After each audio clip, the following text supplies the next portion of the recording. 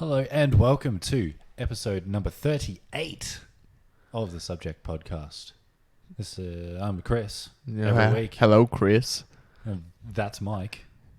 Hello, Mike. Say hello to yourself. Well, That's fine. I will. And I did.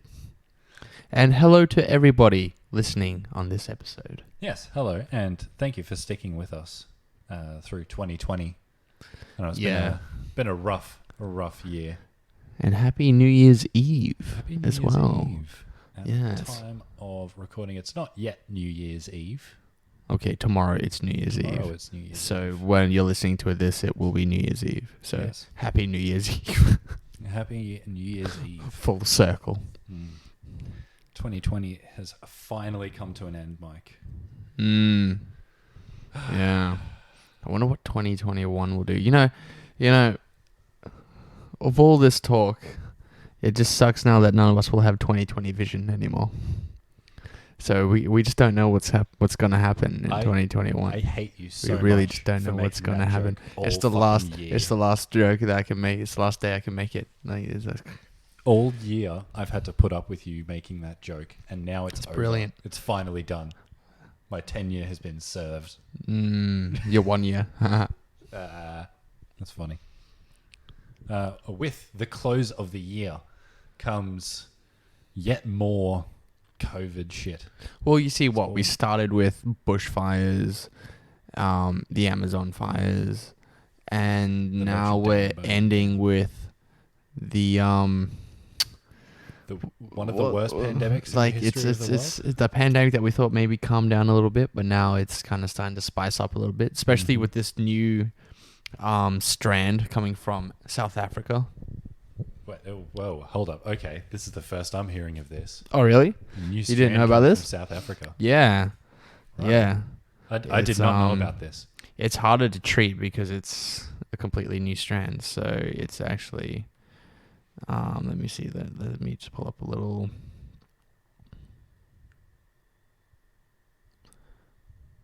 All right. Yeah. So actually, Australia, as of today, so the day before New Year's Eve of recording, Australia has detected its first case of the South African variant of the coronavirus in hotel quarantine. So now it's here. Yippee. Yeah. It's a fast spreading variant too, so it's actually more contagious than previously thought, I guess. So the Queensland authorities yesterday announced a woman who had tested positive for COVID-19 in hotel quarantine was infected with the new South African variant known as 501.V2. So what is the new strain of the virus, and just how worried should we be? Well, Very, apparently. yeah. So the new variant of coronavirus is believed to have originated in South Africa and was first discovered there in mid-December. So only really like a week ago, 2 weeks ago. Yeah. It is different from the strain recently detected in the United Kingdom, which is known as B.11.7. So there's a UK strain as well as a South African strain. So on December 22nd, a woman arrived in Brisbane after traveling from South Africa. She was placed in hotel quarantine where she was later tested positive for COVID-19. On Tuesday, Queensland authorities announced they announced that the genetic sequencing had shown the woman was infected with the new South African variant. The first case identified in Australia. She is being treated at the Sunshine Coast University Hospital. Oh, that's nice. Man. That's nice to know. It's only fucking like 20 minutes away. Yeah. Jesus. Good to know. While authorities monitor her fellow passengers on the flight from South Africa in hotel quarantine. Meanwhile, South Africa surpassed 1 million recorded cases of COVID-19 on Sunday, amid concerns the new variant is behind the rise in infections. So the Queensland Chief Health Officer, Jeanette Young, said the new variant was a concern because it is believed to be more contagious than the most common strain of COVID-19. That's like what I was saying before. The British Health Secretary Matt Hancock said Hancock. Last week the variant was also thought to be more transmissible and have mutated further than the variant the first detected in the United Kingdom. So the South African one is worse than the United Kingdom. Wow. The virologist Kirsty Short from the University of Queensland said more work needed to be done fully to understand the threat of the new variant. So she said, quote, "It may be more transmissible, but we don't really have a full understanding of how or to what extent. So I assume that it's just more contagious. It still kind of hits just as hard as COVID can, but it spreads quicker. Maybe it's a bit more hardy to different conditions than, I don't know, regular COVID strains or whatever. So as well as South Africa, cases of this new variant have been picked up in England, Switzerland, and Japan. Oh, okay. Before Christmas, a number of countries, including Germany and the United Kingdom, banned flights from South Africa due to the new variant. Yeah, no shit. Everyone should have done it straight away. Yeah. Well, everyone should just be like, nope, bye, you're stay not there. coming into the country No, no. Stay there. No, quarantine the whole continent of Africa. Just whoosh, everyone stay there. Please. I mean, it'd probably be pretty easy, to be honest. So, according to Dr. Short, the new variant is unlikely to change how scientists approach the vaccine. Quote, "In terms of the vaccine, the early evidence suggests that the mutation is very, very unlikely to change the vaccine efficiency." So that's really good news. So the vaccine should help against the new strand. Well, that's good. It means that it has the same weaknesses as the regular strand. It's just not possible for one mutation to make such a big difference to the fundamental biology of the virus. What it might mean is it's just a bit more difficult to get a COVID cluster under control. But if you follow specific advice in your particular area, then you should be fine. Essentially, basically just wash your hands, social distance, blah, blah, blah, blah, blah. Speaking of clusters of COVID-19, there's been a bit of an outbreak, Mike, in New South Wales. Well, last week we were talking about the cluster in the northern beaches, but what's happened now is that has now spread. It's spread into the CBD of Sydney and all the way out to bloody Orange. Yeah, in the middle of New South Wales. It's spread heaps.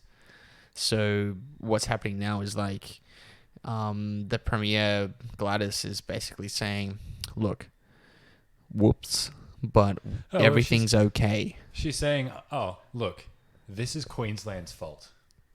It's totally Queensland's fault. Exactly what she said. She attacked the Premier of Queensland for that's all she does. Borders. She's literally all she does. Just shifting the blame to somebody else. Yeah. Or trying to. As soon as the media looks at her funny, she's like, no. This was somebody else. Look at Anastasia over here. Look at Queensland. You know, we haven't no had new cases for 100 days. Yeah, we haven't had a single new case in 100 days. How amazing is that? That is incredible. And it's all because people are washing their hands, maintaining social distancing, and not fucking sneezing on each other. Well, I mean, people shouldn't be sneezing on each other anyway. That's just weird. But I feel like it has to be said. Well, some people, are just... I mean, you never know. Oh, man, this is absolutely hilarious as well. So as I was doing some digging on the clusters in New South Wales and what it means for lockdowns and everything, essentially over New Year's Eve you're allowed 5 visitors at home. Yeah. And public gatherings are limited to, I think it's 30 people. And I don't think the fireworks are going to happen this You don't think so? I thought Gladys was trying to push them to happen. She's pushing the cricket match more than she's pushing the fireworks, I think. You reckon? Because there's a bigger attendance at the cricket match. Okay. New South Wales government has tightened the restrictions further for Sydney's New Year's Eve celebrations as the coronavirus outbreak spreads to new areas. The changes were announced on Wednesday after 18 new cases, blah, blah, blah. We already knew this. This comes after the initial restrictions were announced on Monday. The Premier Gladys said the advice is to just stay home, but if you are considering going out or having people over, these are the rules as of Wednesday, the 30th of December, being today. The day that we're recording. Yeah. So depending on what zones you're in, then your restrictions are higher than others. The designated green zone in the CBD and parts of North Sydney, the yellow zone encompassing the main fireworks vantage points, and the rest of the Grey Sydney. The northern zone of the northern beaches is the area north of the Narrabeen Bridge and east of Bahai Temple. The green and yellow zones are identified here, which will be in a link down. You can have a look at this article. No, it looks like the fireworks are still happening. Oh, well, then I must have heard or read whatever I read wrong. It's just coming down to, she's just like, if you're in these zones, you have to stay home, and in these other zones, you're okay. I mean, I can see the strategy the strategy she's trying to go for. Yeah, well, she says here, Berejiklian said on Monday that going to a local oval or park to catch a glimpse of the fireworks was okay, quote, okay, so long as everybody is COVID safe. So she's like, do what you want, just be COVID stick safe. to the rules. But that's not strict enough. Like, that's why things are still spreading, because no one in New South. The thing that I find funny is she's half-arsing protecting New South Wales from COVID, as she has done for the entirety of the pandemic. You know, if we look back at the Ruby Princess, when the outbreak first happened, that was responsible for 20-something deaths. And I fear that the same thing is going to happen again. And it's hard to spread good information without it seeming like misinformation. Yeah. You know, speaking of misinformation, there's a Sydney Morning Herald article that I found while I was doing some digging for the New South Wales COVID things. And it's an opinion piece, right? Written by Palm McGuinness. I don't fucking know. She looks like a Karen. Like, have a look at that, Mark. Tell me she does not look like a Karen. I don't know. She kind of reminds me of like the wife from Get Out, you know, where she kind of like enslaves and manipulates the mind. And I know what you mean. She's like a hypnotist at the scary, basic rich white woman. Yes, and she claims, right, that Gladys Berejiklian should beat Jacinda Ardern in popularity stakes for this year. Yeah, it's obviously bullshit. Yeah, it's an opinion piece, but it's all just absolute horse shit. It's amazing. I'll leave a link in the description, and you can go check this out yourself, because it's hilarious. Because it's so fucking pandering. What's she saying? There is. You bring up the article, you don't say anything about it. Bringing up the article, yeah.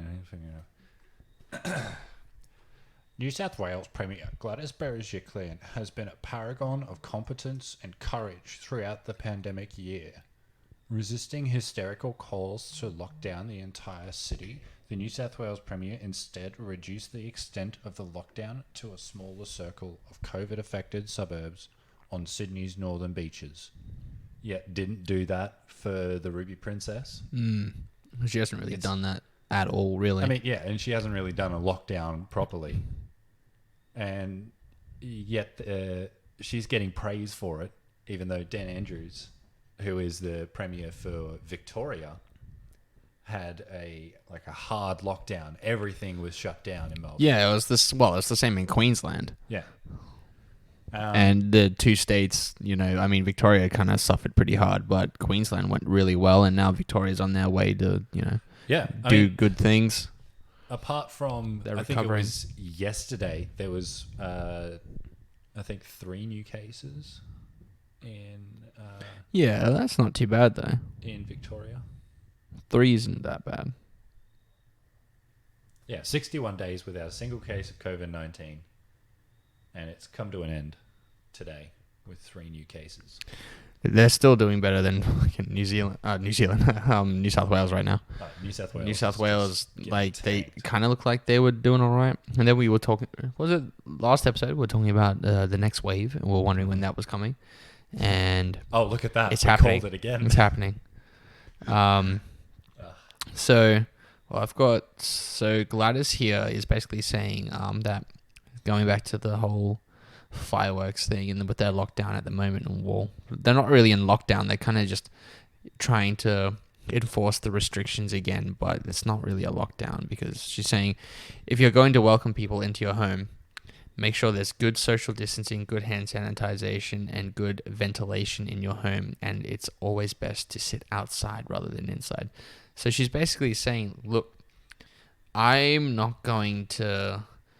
Because I feel like if she does implement all these restrictions again, people are going to fucking hate her even more. So she's trying to like keep people happy, but at the same time, it's like, well, just keep with the restrictions, please. Like just keep washing your hands and just sit outside. Do you know what though? I reckon that in the future, people will look back and will praise Daniel Andrews for his lockdown. Yeah. And I think Gladys Berejiklian will be more or less widely shunned for her reaction because I don't think it's hard enough. It's not like a massive effort to keep the spread of the virus down as much as possible. Yeah. It's kind of like this is too inconvenient. I don't want to do it. Well, let's see. So there are many parks that have been closed by various councils across Sydney to avoid large gatherings. In North Sydney, the popular Blues Point Reserve and Cremorne Point Reserve will be closed. All harborside parks in the Inner West Council area have been closed, as well as Dudley Page Reserve in Dover Heights.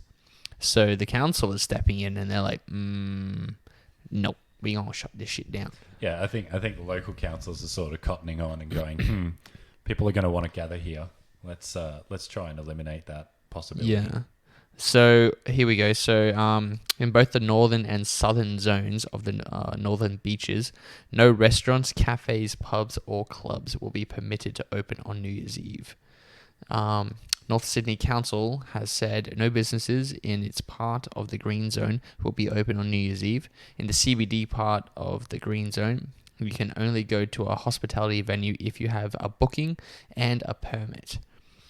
And all venues will be subject to the 4 square metre rule. In the rest of Sydney, as well as the central coast of Wollongong, venues remain open, also subject to the 4 square metre rule, which is cool. I feel like that's okay. They're still putting light restrictions on hospitality, but once again, this is going back to where it started, and businesses who have just started recovering now from the pandemic, and they're starting to get their business back up and going, and now they're being forced to close down on one of their busiest days of the year. Thrown back into turmoil yet again. Yeah, hold on. This is a little part of the article here. It's can I kiss someone at the stroke of midnight? Okay. No. So you can do whatever you want, but the health advice is to avoid kissing, hugging, or coming into close contact with too many people. Oh, so you're saying I can't go around kissing too many people now? Berejiklian, how dare you? How dare you? So on Monday, Berejiklian said, quote, I know that's normally an emotional time where we like to kiss and hug everybody around us. Can I ask for absolute restraint? Obviously, your household is okay. That's not going to do shit. But please be restrained, because the more restrained we are at midnight, the better 2021 will be for us all. What the fuck? That's basically just, excuse me, can you guys please follow the rules? And you know it's not going to happen. The You tell way an I see Australian it not is to do like something. That's the first thing they fucking she's do. basically just saying, do what you want, but we just advise not doing these things. Do what you want, but legally we have to say don't do this. Yeah. It's so funny. Guys, just please. Should have just follow the not rules. said it. And she should have just been like, it's obvious. Common sense. That's her Yeah, it's answer common should be sense, man. common sense, not do what you want, but these are things that we don't suggest you do. Like, just common This sense. is just bullshit. Jeez. Has no bearing on actually trying to fix anything to do with the virus. It's pretty crazy, Yes. especially with the new South African strain. That's pretty crazy too. Yeah, dude, that surprised me for sure. Moving on from COVID for a second, Mike, you found something rather interesting. Well, it's this still to do with COVID, but it's across the sea. Slightly. To Japan. So Japan have been working on robots to not just for COVID, but pre-COVID, they were working on robots to support their people in lots of different ways. They've been working on security droids, and they've been working on kind of, what would you call them? Janitor droids, I guess, or So cleaning bots. yeah, like cleaning bots. So let's see. So I've got a few articles here about this, but so do you agree that there is a need for an efficient system to disinfect public spaces? Absolutely. Yeah.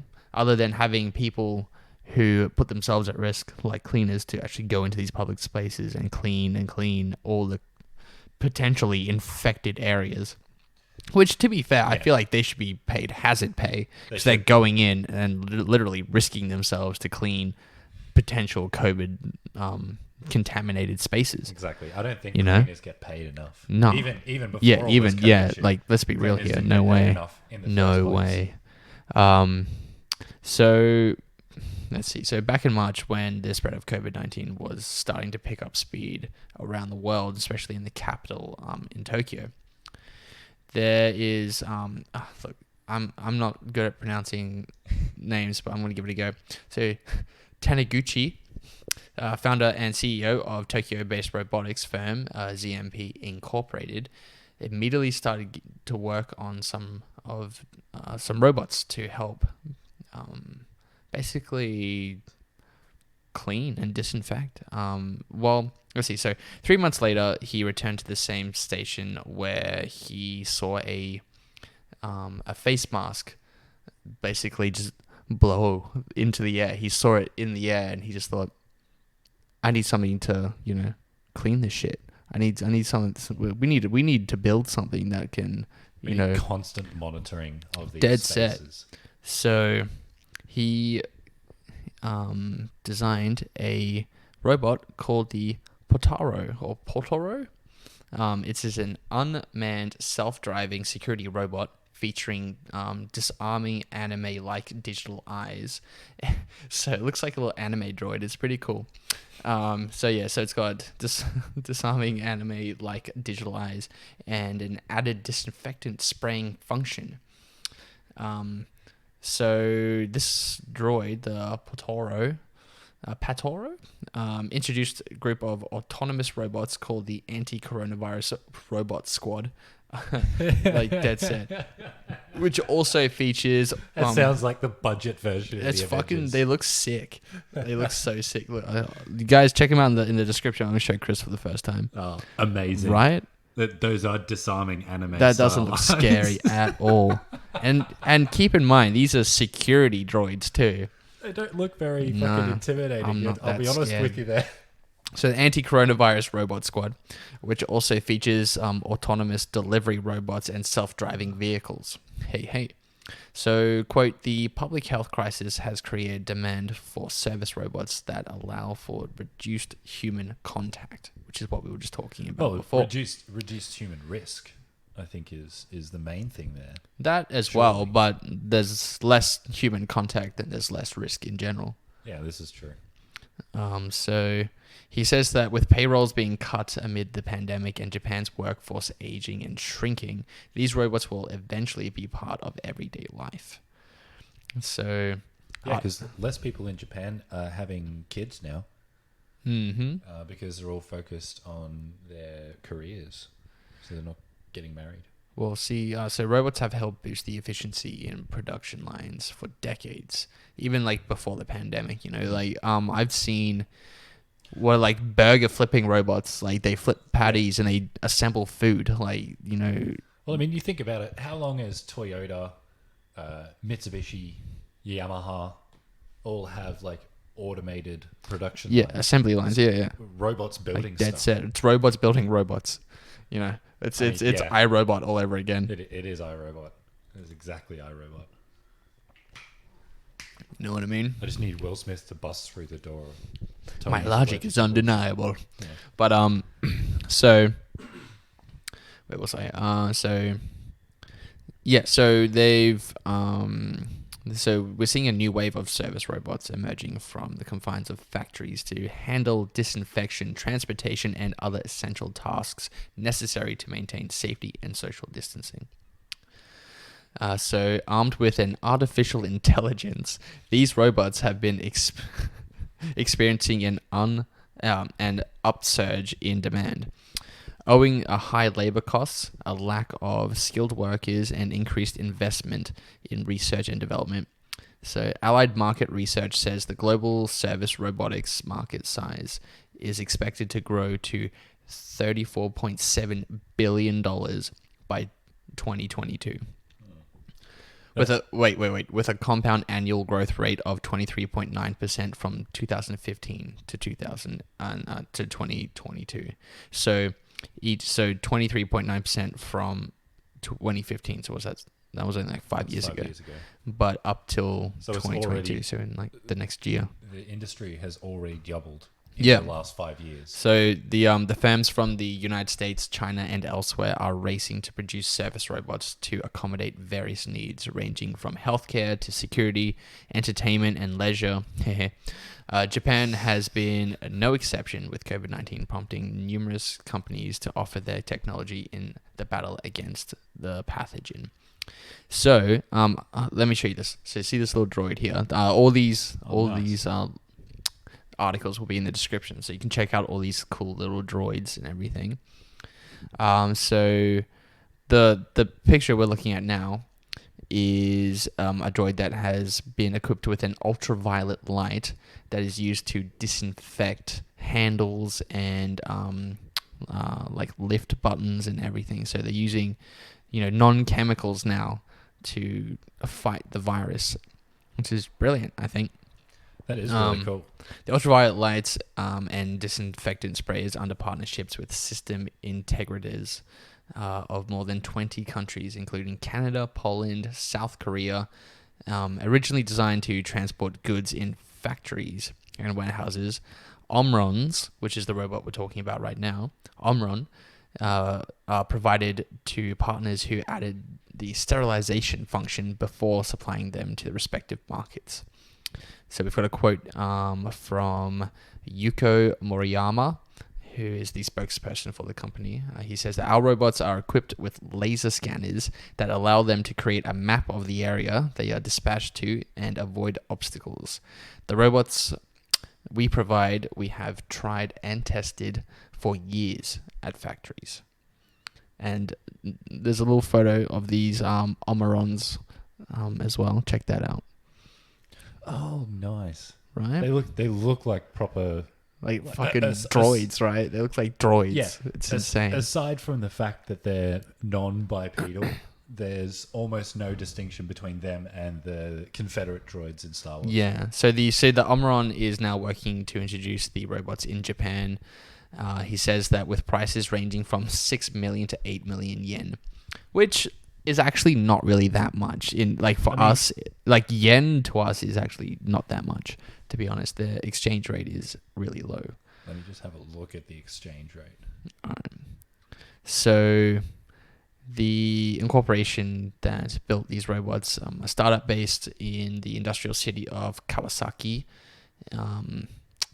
they has been developing the Ugo, a remote-controlled robot with a pair of height-adjustable industrial arms mounted on wheels designed to assist the country's shrinking and graying labor force, according to the company's founder. But I mean, like, this also kind of stems that the people are looking for more higher-paying intellectual jobs than, hands-on building, laboring jobs.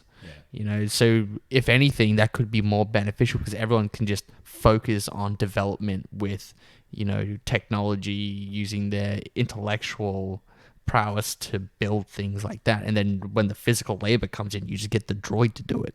It makes sense. Well, because the droid would be so much stronger than the regular human. But it reduces human risk too, on a job site, which is dangerous. Risk of injury. Yeah. How much did you say these bots cost? 6 million yen to 8 million yen. 6 million yen. So if we're going on the more conservative estimate of 6 million yen, yes, that's 76 grand in Australian. Yeah, see, cheap AF. That's per unit, yes. Yeah. Oof. I'd fucking 80 grand. Okay, would you rather go for a 38-hour trip to the North Pole and back on a blimp, or buy a droid? Oh my god, I can't believe you're bringing that up. I'd buy a droid. Are you sure? Because I'd droid would last longer than 38 hours. I mean, yeah, that's true. You and could it have do things for me. Of fun. Years of fun, dude. This thing would be great. I mean, you could program it to pass you the butter. It'd pass me anything I want. It could carry me from the couch to my bed. It'd be amazing. So the droid was developed to handle maintenance and security work at an office building. But the pandemic necessitated the reduction of human contact and disinfection. So we added a hand attachment that uses ultraviolet light once again to kill viruses on elevator buttons, door handles, while it patrols, cleans, and records the temperature of the premises. It's amazing. But, it's not just these droids that they're building as well. They've got machines now all through Japan that are able to scan you. And what they do is they can tell what your temperature is just by looking. Like, you just look at the camera, it can see how hot you are. And if you're too hot, then they won't let you in because you have a temperature, right? They also have these, what are they? They're, let me see if I can find it again. They have all these other, they have AI anime characters that sit out at the front of stores, like just on screens, and they talk to people and they say like keep sanitizing, blah blah blah. It's constant there. They have these droids that we're talking about, but in other ways, and they have hand sanitizer on them, and they just go up to people and just fucking it's this little robot that comes up to you with hand sanitizer. You're like, boop, boop, and you just take it, and you're like, give me some of that. I think that Japan's handled the pandemic really well. They've handled it in what I think is the most unique way that they do, because these guys, it's such a Japanese they're just way like of fixing it. Deadly virus. Okay, we get robot now. We get robot. We fix it using robots. We build robot. Which is amazing. And if anything, it's going to boost their economy as well, because, the Absolutely. other countries are going to start investing and start, buying these kinds of things as well. We got Starship Technologies, a San Francisco-based startup founded by Skype co-founders in 2014, has been ramping up commercial services of autonomous 6-wheeled delivery robots that are capable of carrying items in a 6 kilometer radius. You had a hard time getting that word out. The firm now operates these last mile robots that look like cooler boxes in several countries, including the UK, Britain, and Germany, and has announced plans to expand its service to 100 university campuses in the United States. So what we're seeing now is just a boom in robots, Just autonomous everything. Do you remember when we were like, oh my God, people are delivering stuff with drones now? That's insane. But now it's like, I have this freaking AI droid that's coming up to me with anime eyes trying to give me a Coke or something. It's like, hello. Hello, little friend. Please do not kill me in uprising. I am kind to robots, yes? Yes. So ultimately, the services provided by these robots need to be economically beneficial for the companies to want to use them. And they're trying to create that successful model to make it worth it in the end. Which is crazy. Like, I think it's amazing that Japan has, done all these things. And even then, you've got the robots that they're designing to just better quality of life. They've got exosuits now for people in aged care to help pick up elderly people and, from the bed to the wheelchair or vice versa. All these little things that they're developing to make everyday life better. But they've got there's this new little droid that has been developed. Here's another one which is pretty cool. It's an avatar robot. It's a robot that is supposed to be designed to cure loneliness. Okay. So sometimes known as the telepresence robot. It's an emerging field of service robots that allows users to remotely operate interactive machines and project their presence into a distant location. So Ori Laboratories, a robotics startup in Tokyo, is building avatar robots that can benefit not only those working from home during the pandemic, but people with chronic health conditions that prevent them from leaving their homes or in care facilities. So it's a desktop communications robot that works via smartphone, tablet, or PC. About 20 centimeters tall, equipped with a camera, microphone, and speakers. It's called the Orihime. I think that's Orihime. It has a sleek, streamlined design and can move its head and arms. Children with physical impairments have used Orihime to virtually attend classes. In one instance, a teacher suffering from amyotrophic lateral scoliosis used it to attend his student's graduation ceremony, which is nice. great. So the CEO and founder of the Ori Laboratories, she quotes that since the pandemic, Orihime has been increasingly used for social distancing applications, such as users who want to attend conferences in avatar form. And then her name is Yuki Aki. She says it's been used to greet COVID-19 patients, and it's being used for isolating COVID-19 people in hotels as well. So it's a way to communicate with them without having to actually be there. So Yuki's background drives her passion, apparently. So she apparently, as a student, she was diagnosed with tuberculosis and was unable to attend school. And she developed this in her college years. Very nice. Yeah, she built the prototype as a college student. Here's a little photo there, so you get the idea. Wait, let me show you a better photo. Yeah, right? Oh, I see. That's kind of cool. Yeah, that is cool. So this will be down in the description as well if you want to check it out. Along with links to everything else that we were talking about definitely. today. So the startup company now has more than 20 employees, 2 types of robot, and 1 service. Aside from Orihime Biz... I think it's Orihime. Or Orihime, whatever. Because it's a character in Bleach. It has developed so they've got the Biz and the D. It's a mobile robot that stands 120 centimeters tall, about the size of a elementary school student. Controlled by remote users, it can carry objects such as trays and drinks. Meanwhile, it has eye tracking as well. That's scary. That the is device creepy. for users such as ALS patients who can only move their eyes, fingers, or other body parts. Oh, that's genius then. It can be employed to communicate with loved ones or operate robots such as the Orihime. So that's great. It's so diverse. This is what I'm talking about. Japan is just like, okay, we have problem, robot, and then they just do it. It's crazy. It's amazing. And, you know, like with the development of the virus and everything throughout the year, they've found new ways of keeping the restaurants open by having less contact with the food.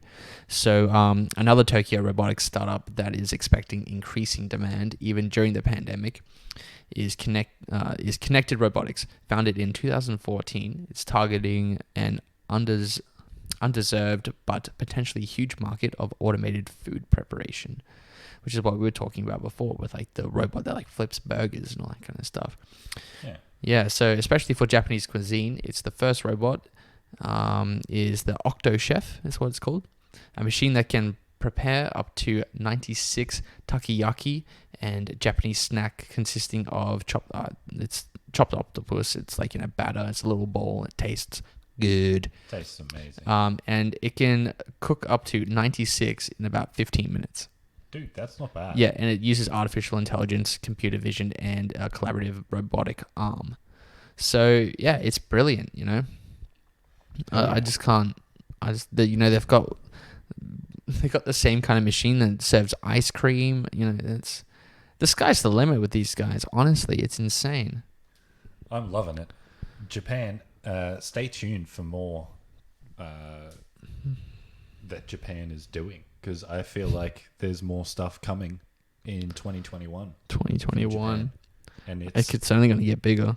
Oh, yeah, definitely. It's going to become more mainstream. That's what's going to happen everywhere else in the Western world, you know? Like, these kinds of robots aren't that mainstream where we're from in America. But, you know, when I went to Japan, Jesus, there's so much robotic and technology. It's everywhere. It's just insane. Like, the colors, the lights, the sounds. It's like a dopamine overload as soon as you get in there. It's crazy. But it's amazing at the same time, and I love what they're doing with robots. I just hope that. Well, they also built like a 60-foot tall Gundam robot as well, didn't they? Yeah, that actually walks around. Yeah, it's connected to a what do you call it? Like a motor, essentially, like this huge motor. Let me find it again. Yeah, So if you don't know what Gundam is, it's basically this Japanese anime cartoon, whatever you want to call it, about people who get in these huge mechs that fight each other, and it's crazy. Amazing.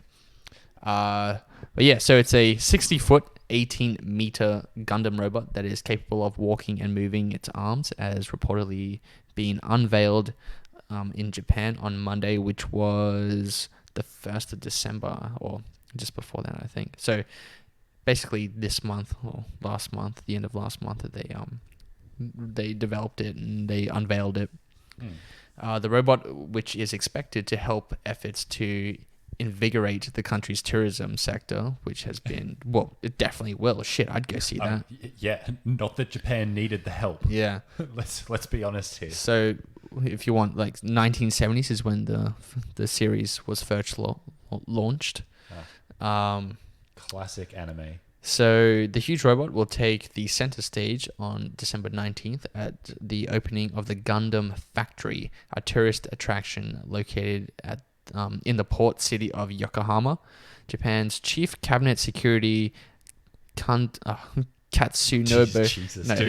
it's Katsunobu Kato told a news conference that he hoped that the tourist attraction would lead to stimulating tourism demand and revitalizing local areas.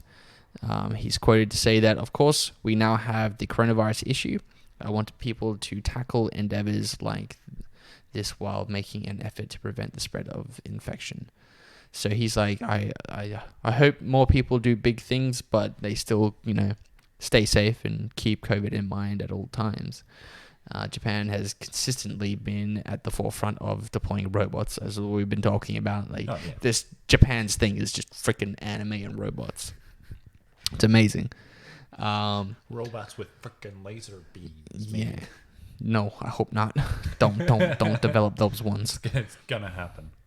So, it's gonna happen. Like it does move. It's not very fast. It doesn't just run around. It's too big to do that shit. No way. No, but it can move its arms and it can kneel and all that kind of stuff, which is all you really want it to do. Yeah. But so since the COVID-19 period, they have covered several stories of robots being deployed in Japan to perform duties ordinarily covered by humans, like the deployment of robots in professional baseball game to act as cheerleaders in the absence of fans at the stadium. Much more recently, a shop in Japan rolled out a robot which helps enforce physical distancing and the use of face masks in the store, which is really cool. I can just imagine a robot just coming up to you in the supermarket. Excuse me. You need a face mask. It just slaps you with it. Yeah. Forces it on you. That would be so funny. God. Can you imagine the Karens being up in arms about that as well? I was like, your robot is trying to pressure me into wearing a face mask. I am going to sue the shit out of you. It's against my rights. Yeah, but I just find this so interesting that what Japan is, the way that they're, developing not only a way to stimulate their economy again, but through robots. But honestly, I want to know how much money they spent on this. Hold up, let me have a little. I'm gonna have a little look at see what kind of monies that they're thinking is a good idea for this giant robot.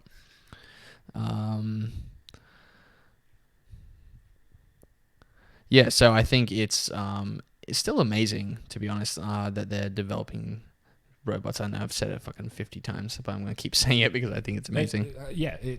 No matter how many times you say it, it still remains the truth, which, doesn't make it less true the more times you say it.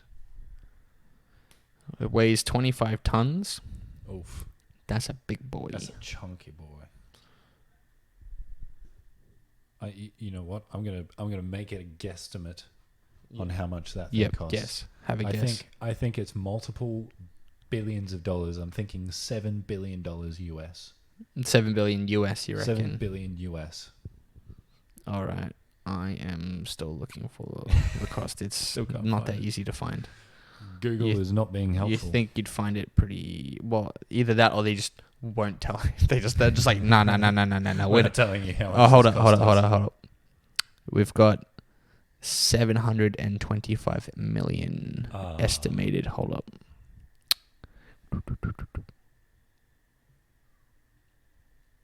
That is not as expensive as I was thinking. The brain in the instance would be the IBM's Blue Gene supercomputer. Oh wait, no, this is how to build an actual Gundam robot. No, that's not what I want. Well, this is kind of interesting, actually. I definitely want to build a Gundam robot. Yeah, someone has actually done it. They're like, hold up, this is the real math. The brain, for instance, would be an IBM's Blue Gene supercomputer, which is at $171 million yen. And then you've got 30 400 kilowatt motors would supply the movement, which is about 7.8 million, and the 7 Apache helicopter engines needed to power them would be another $52 million each. A pink tentacle. 7. 7. Pink tentacle providers better translation for Google's machine. Ever could, blah blah blah. Let's go down a bit more. Okay, you've got the aluminium alloy, the honeycombs. You're looking at 1.8 million. You've got the metal manufacturing process, which is at about 240 million. You've got the gas turbine engines. You're looking at roughly 1.5 million. Jesus. Per engine, I think. The cockpit itself is going to cost $450,000. The sensors, fair enough. You're looking at $910,000. Yeah. The drivers, 260 million. Sorry, not billion. Whew. I mean, we're well into the billions right now. No, the total is $724 million. Really? Yeah, to build one of these. Wow, that is not as much as I expected. No, that's doable, I guess. Yeah, if you have a cool $1 billion lying around.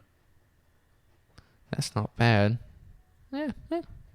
Jeff Bezos, get onto this. Yeah, damn right. Where's your Gundam robot, Jeff Bezos? I'm seeing all this fortune and not one goddamn Gundam robot. I'm thinking Elon Musk is going to do something cheeky about this. He's going to make some kaiju fighting fucking He's thing. going to make one Dead with a sword. It's going to be brilliant. He's just going to take the same design and just give it a sword. No, he'll give it a laser beam. So the robot... Wait, apparently this robot shoots smoke and lasers. Can move its arms, head... Yeah, what? It shoots smoke? How does it shoot smoke? That's cool. Learning more about this Gundam robot now. Brilliant. Well, moving on from Gundam robots, which I know you will probably want to stay on because I think we've dried up this horse. the horse is dry and dead now. It's been dead for a while. I think we need to stop beating it. That's fine. Right. So we want to move on to now Moving on. we like to think is the 10 good things that have happened in 2020. Like, we know all the bad things that have happened. 2020 has not been a good year for a lot of people. So we thought we would try and find a list of nice things that have happened over the course of the year. Mm-hmm. And yeah, Mike, do you want to kick us off? You found something? Oh yeah, I found a few little things here, which is pretty cool. I've got a... So this is a little bit still kind of the same area. So artificial intelligence that is developing kinds of antibiotics. So researchers at MIT have used artificial intelligence to develop a new antibiotic compound that can kill even some antibiotic-resistant strains of bacteria. They created a computer model of millions of chemical compounds and used the machine learning algorithm to pick out those which could be effective antibiotics. Then selected one particular compound for testing and found it to be effective against E. coli and other bacteria in mouse models. Most new antibiotics developed today are variations of existing drugs using the same mechanisms. The new antibiotic uses a different mechanism that these existing drugs, meaning it can treat infections that current drugs cannot. How Very good's nice. That is very good. I do like that. Going back to Japan for a little bit, Japanese scientists have successfully retrieved a pristine chunk of rock from an asteroid for the first time ever. A previous mission fell at the last hurdle, only being able to deliver a handful of dust, not a whole rock. This is an important step not only in understanding our solar system, but in building an asteroid mining industry that may be driving economic force of the next century. So instead of renewables, we've got more non-renewables, but this time out in space. And that was far from the only good space news of the year. NASA launched its own asteroid sample return mission. China and the US both launched robotic missions to Mars. Obviously, Elon Musk's SpaceX has had an insane year, launching two crewed missions to the International Space Station, while successfully testing its reusable launch system and putting in place a massive, super fast satellite internet network for good measure. Yeah, we've covered all that SpaceX stuff over the last few episodes. All of that has been in previous episodes, so if you want to listen back into more detail on some of those things, we talk more about that in these episodes. I also have a little thing here about a leaf composting bug. So 100,000 microorganisms were screened to find this little boy. So the mutant bacterial enzyme that breaks down plastic bottles for recycling in hours has been created by scientists. Cool. The enzyme, originally discovered in a compost heap of leaves, reduced the bottles to chemical building blocks that were then used to make high-quality new bottles. Wow. The existing recycling technologies usually produce plastic only good enough for clothing and carpets. The company behind the breakthrough, Carbios, said it was aiming for industrial-scale recycling within 5 years. It has partnered with major companies including Pepsi and L'Oreal to accelerate development. independent experts called the new enzyme a major advance. So they've developed this enzyme from a bug. Now literally melt plastic. Yeah, they're literally able to basically compost and recycle plastic now. That is really cool. At a high grade in the next 5 years. Hours. It's amazing. Hell yes. Another good thing that happened this year, Mike, we avoided a Great Depression. For now. Did we though? I'm going to say for now. I mean, the recession we're in was worse than the Great Depression that we've already had. Yes. So technically we've already been through the Great Depression. So I won't say we've avoided it, but we avoided it getting worse. Okay. RIP.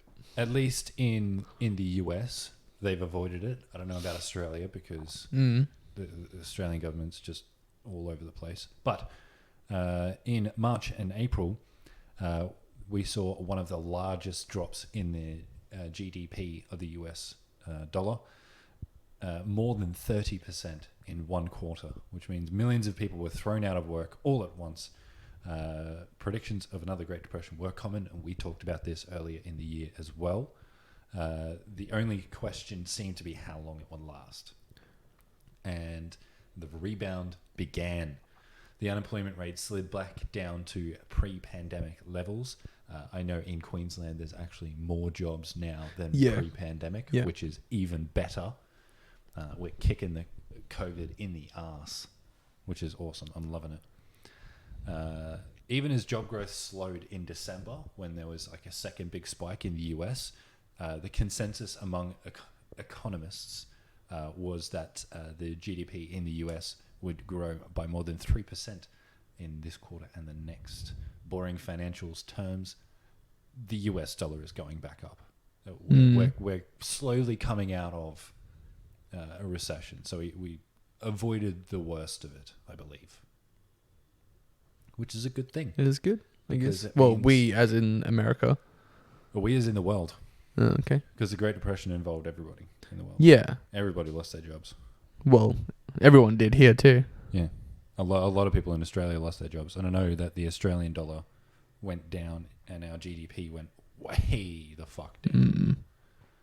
And then it slowly climbed back up thank you to financially savvy leaders like Anastasia Palaszczuk, Albo. Good old Albo. Fucking get this man into office. Onto it. Swear to God. Get him in. So, all right. I've got another one here. You ready? So, malnutrition is significantly declining throughout Asia. Amazing. So findings from recent United Nations report states that the number of undernourished and hungry people in India has declined by 60 million over the last decade, and other Asian regions are also experiencing declines. So we are essentially fixing world hunger, or we're trying our best. Well, it's it's not. I don't know if it's that far, but more people are getting fed now in a way in India anyway, and in some parts of Asia. India has the second largest population on Earth, but fortunately, even as the population is growing, the amount of food insecurity is falling. They're considered a leader in authoritative reporting on malnutrition. The UN State of Food Security and Nutrition in the world estimated that the number of undernourished people in India declined by 20%.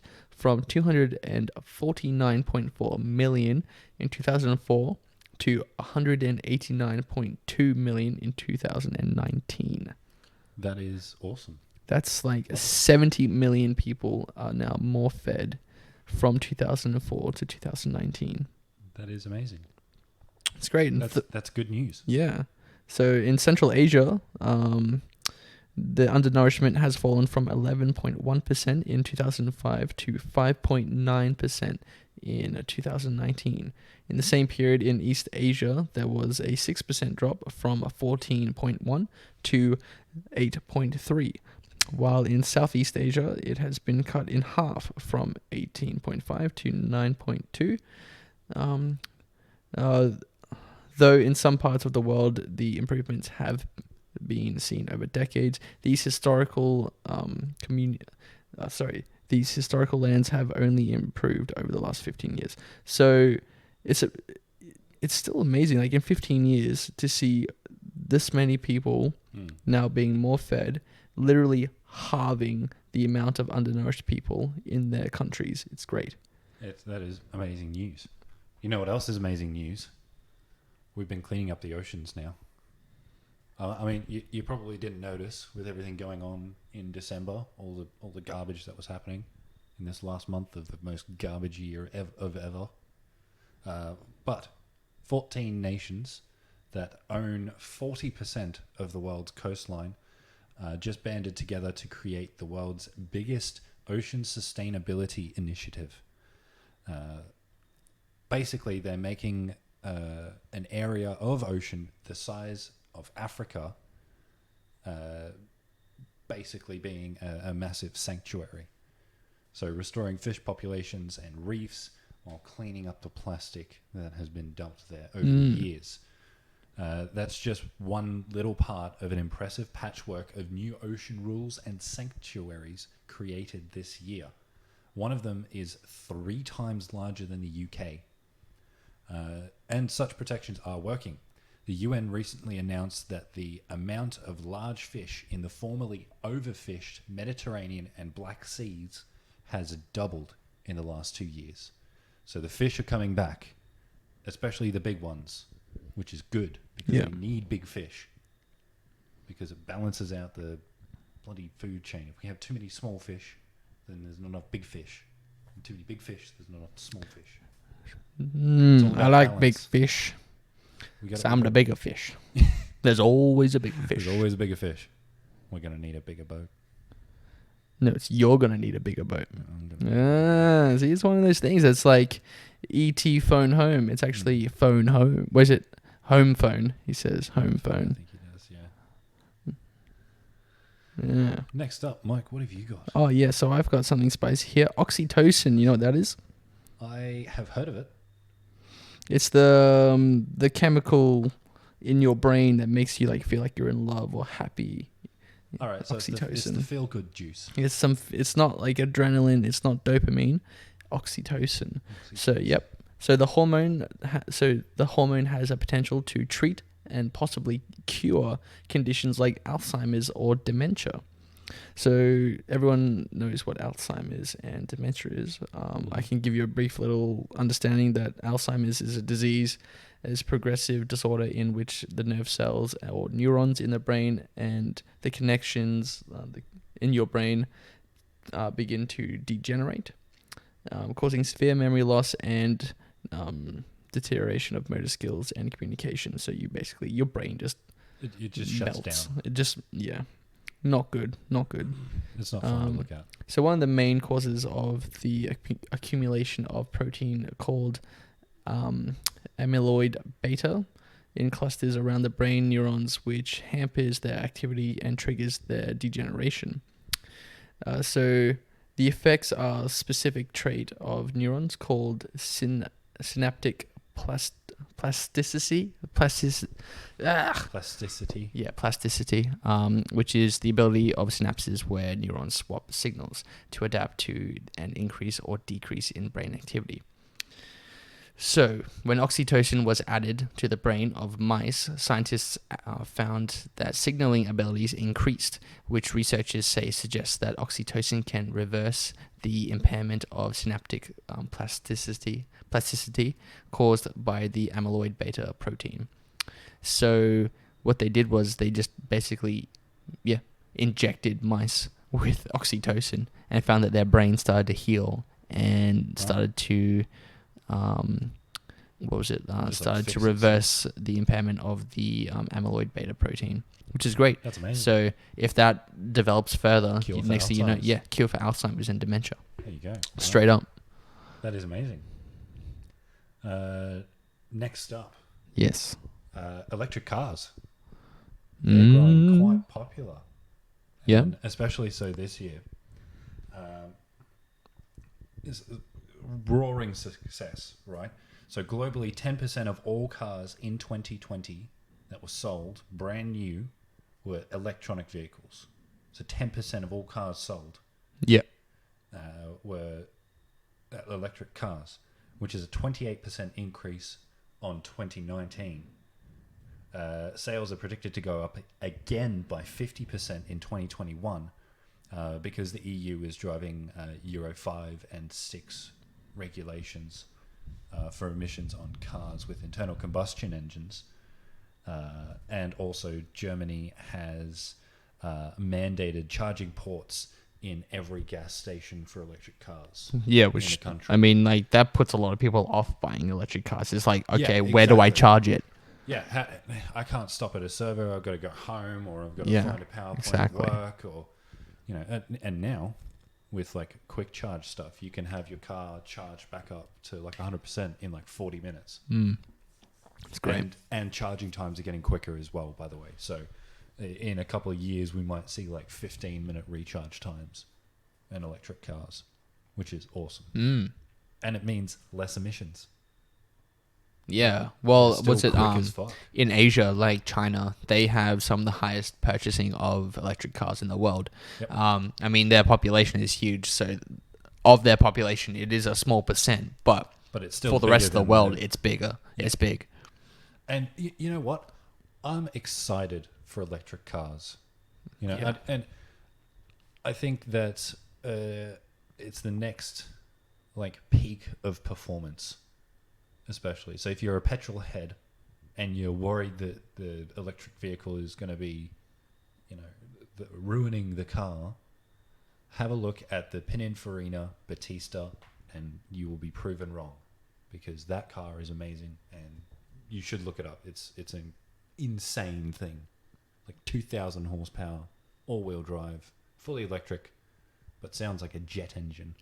Because Pininfarina molded the body to create a certain sound with the wind, so it creates a certain whistling which sounds like a jet engine, which is That's really what you cool. want.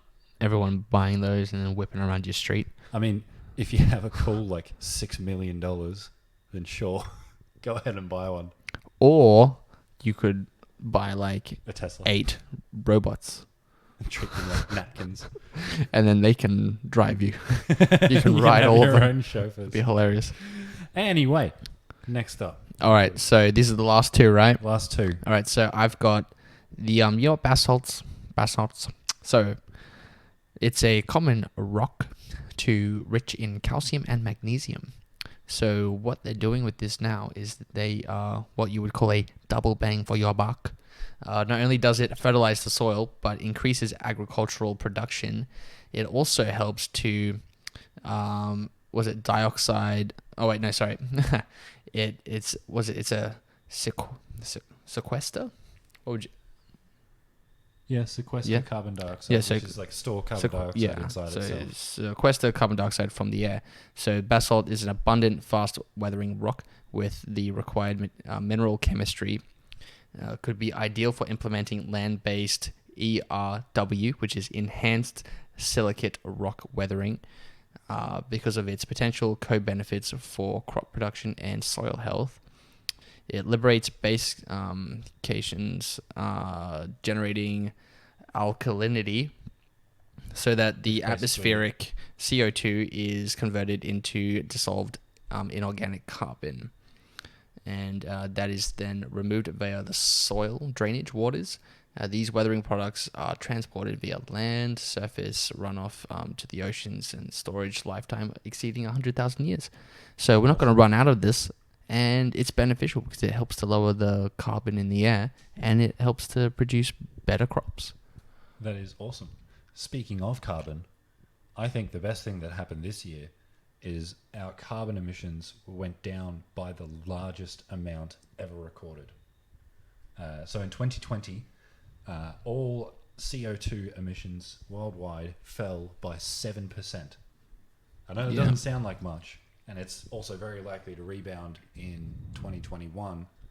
But if we don't, overdo it with the emissions, Do you think that's because this year a lot of people were stuck at home and weren't able I to go think around so. and drive and travel and all that? it probably helped. I'm not going to lie. But there are signs that countries around the world are putting this emissions pause to good use. So China, Japan, South Korea have all committed themselves this year to net zero emissions by mid-century. And in the US, when Joe Biden was elected, he promised a $2 trillion climate plan, a new Green Deal by any other name. The EU and the UK locked in Brexit drama this year, which finally happened. Seem to be competing for the greatest emissions reductions by 2030. So the EU has pledged 55% reduction, and the UK has pledged 67% reduction. And Australia has done nothing. Yep. Scott Morrison wants to up our emissions. Even Literally corporations- was uninvited to the UN meeting about the fucking... Yeah. We were uninvited to the UN meeting about climate change because we're It's now so climate ridiculous. denying country, Yeah. which is stupid. We should not be. But on the positive side, corporations are on the same bandwagon as countries. So Which is good. Apple has pledged a net zero carbon output by 2030, and Walmart is doing the same thing by 2040.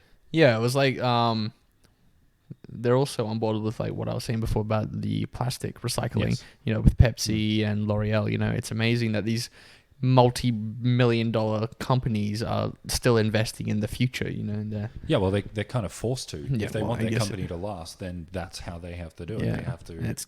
adapt I mean, to they don't change. have to go into recycling in a way, but it's good that they push it. Yeah, You know, like it's amazing. That technically they push it. don't have to because plastic will always be around now, especially because it fucking takes years and years, thousands of years to actually biodegrade. Yeah.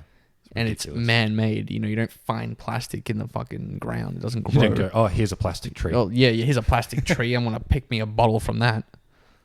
This will be perfect in the fridge. I hope it doesn't decay. Yeah. Oh, we'll have it for years, mate. Well, that wraps up our 2020. This is the this last is the episode end for of the year. 2020. Thank you for following us for the whole year. Yes. It's been a crazy ride It's on episode 38. 38 weeks we've been here every Yep. Thursday. Every Thursday. And continuing into the new year is Yes. going to be every Thursday. Every Thursday Still. still. It's hasn't- just, it's not it's gonna what change. happening. No, it won't. It's just going to be the same. You're welcome. Yeah. More regular content for you guys. Consistency.